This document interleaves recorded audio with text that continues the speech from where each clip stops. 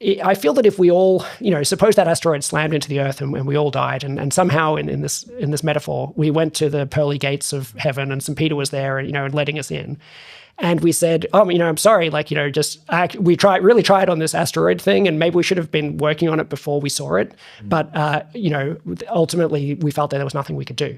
I think that you'd get somewhat of a sympathetic hearing. Yeah. Whereas if instead you turn up and you say, so we built AI that we knew that we didn't know how to control, despite the fact that, yes, admittedly, a number of Nobel Prize winners in AI, I think all of the Nobel Prize winners in AI perhaps, have warned that it could kill everyone. A whole lot of people warned this. Really, something like half of the most senior people in AI have directly warned that this could cause human extinction. But we had to build it. And so, we built it, and it turns out it was difficult to align it, and so we all died. I feel that you would get a much less sympathetic thing. Be like, well, hang on, you lost me at the step where you said we had to build it. Why did you build it if you thought it would kill you all?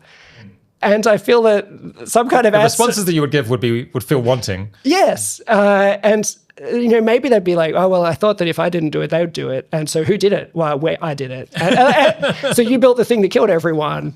Yes, but I just think that you would have trouble explaining yourself. And I think that I feel like we should hold ourselves to a higher standard, not just like technology made me do it, or the technological landscape made me do it, or the fact I'm in a race. China made me do it. China made me do it, despite the fact that they're not actually didn't start the race. The US started the race, because maybe China would have started a race. I feel like it's a bit like explaining to the teacher about this fight that you started by punching some kid in the face because you're claiming that they would have punched you if you didn't punch them or something.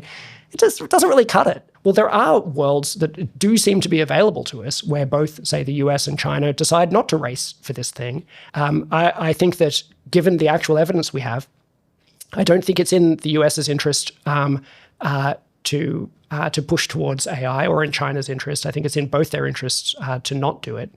And if so, that's not a prisoner's dilemma. That's just a case where cooperation would be where cooperation is actually quite easy because it's not in anyone's interest to defect. And I think that that could well be the game, in terms of game theory.